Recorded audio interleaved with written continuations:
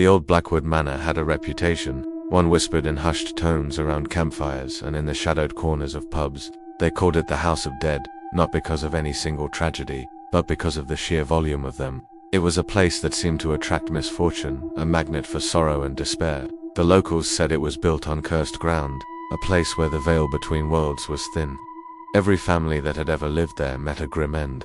The Millers lost to a sudden, inexplicable fire. The Carters vanished without a trace, leaving behind a half-eaten dinner on their table, and so on, down the line, a century of horror stories etched into its decaying walls. Naturally, as a paranormal investigator with a popular YouTube channel, I couldn't resist. My name is Alex, and my job is to walk into the places sane people run from. With my trusty partner, Liam, handling the cameras and tech, we set out to spend a night in the infamous Blackwood Manor. We arrived just as dusk was painting the sky in shades of bruised purple and blood orange. The house loomed over us, a skeletal silhouette against the dying light. Its windows were like hollow eyes, watching, waiting. The air grew heavy and cold the moment we stepped out of the car. It was a classic setup, almost cliché, but the oppressive feeling was undeniably real. We pushed open the heavy oak door, its groan echoing through the cavernous foyer. Dust motes danced in the beams of our flashlights, illuminating peeling wallpaper and furniture draped in white sheets, like forgotten ghosts. The silence was the first thing that hit you. It wasn't just quiet, it was a profound, suffocating absence of sound. We set up our base of operations in the main living room, laying out EMF meters, thermal cameras, and digital recorders. Liam was meticulous, checking every connection, while I did a preliminary sweep. Anything yet? Liam's voice sounded small in the vast space. Just a creepy vibe and a 5-degree temperature drop, I replied, my breath misting in front of me. Standard haunted house stuff. But it wasn't standard. As the night deepened, the house began to wake up. It started with small things, a faint whisper like a sigh, caught on our audio recorders.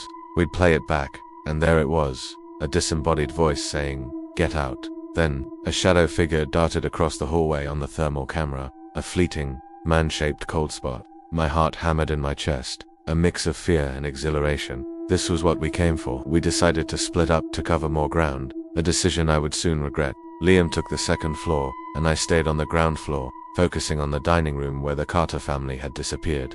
I set up a spirit box on the long dust-covered dining table. The device rapidly scans through radio frequencies, creating white noise that spirits can supposedly manipulate to form words. I switched it on, and the rhythmic static filled the room. "Is anyone here?" I asked, my voice steady, despite the tremor in my hands. "Can you tell me your name?" The static hissed and crackled. Then, a clear voice came through, pieced together from radio snippets. "Help us." My blood ran cold. It was a child's voice. "Who are you? How can we help?" I pressed. The response was fragmented, chilling. "Mother," downstairs in the dark.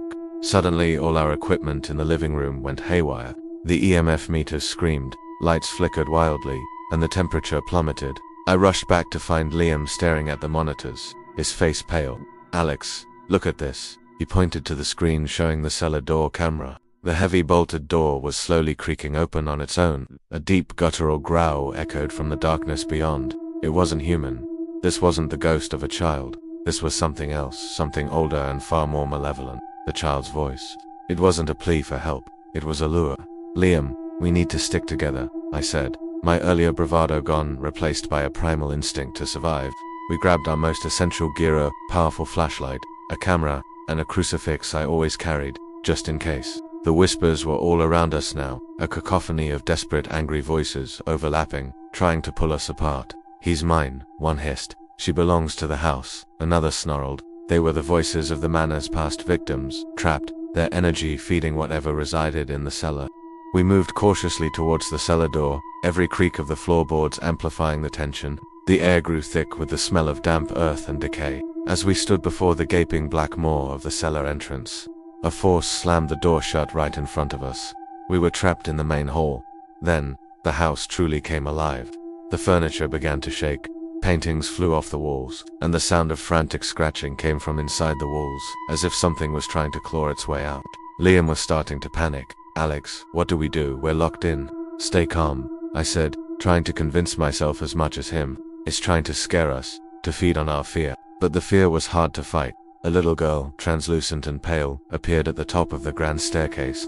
She wasn't the source of the whispers. She looked terrified, pointing down towards the cellar, her mouth open in a silent scream before fading away. She was another victim, another warning. The entity in the cellar wasn't just a ghost, it was a collector of souls. The house itself was its prison and its hunting ground. We weren't just investigating a haunting, we had walked into a predator's lair. The scratching from the walls grew louder, more desperate. It was coming from everywhere at once. Then, a section of wallpaper right next to Liam began to bulge outwards, tearing as something dark and skeletal started to push through.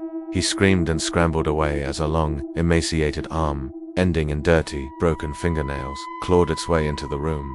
Then, another, and another. The trapped souls of the manor were being forced to manifest, used as puppets by the thing in the basement. The windows, I shouted, pointing to the large bay windows in the living room. It was our only way out. We ran, the grotesque, contorting figures of the damned lurching from the walls behind us. Their moans filled the air, a symphony of eternal agony. I grabbed a heavy iron fire poker and swung it at the window. The glass shattered, exploding outwards into the night. Freedom was just a few feet away. Liam scrambled through first. As I was about to follow, a freezing cold hand grabbed my ankle. I looked down and saw the face of a man, his features twisted in a permanent state of horror, half materialized from the floorboards. "Don't leave us," he rasped, his grip like iron. "It will only take you, too." The malevolent presence from the cellar was using its puppets to hold me back. Its power was immense. I could feel it draining my energy, my warmth, my will to fight. Liam was outside, shouting my name, but his voice sounded distant. The house was trying to absorb me, to make me another one of its eternal residents. With a final surge of adrenaline, I kicked out with my free leg, connecting with the spirit's face. Its grip loosened for a split second, and I tore my leg free, throwing myself through the broken window. I landed hard on the overgrown lawn, sharp pains shooting up my side from the shards of glass. Liam helped me to my feet, and we didn't look back. We sprinted to the car, the horrifying sounds from the house pursuing USA Final, enraged roar that seemed to shake the very ground beneath our feet. We drove away, leaving Blackwood Manor to its darkness. We had captured some of the most terrifying evidence of our careers, but we paid a price. The feeling of that house, the cold despair, it stays with you. We were lucky to escape. We were just the latest in a long line of visitors, but we were the first to get out alive. The House of Dead keeps its secrets, and it keeps its souls. And trust me, some doors are meant to stay closed. We went looking for ghosts, but what we found was something far worse. A place that is alive and hungry. Thanks for watching. Don't forget to like and subscribe, and we'll see you on the next investigation. If we dare.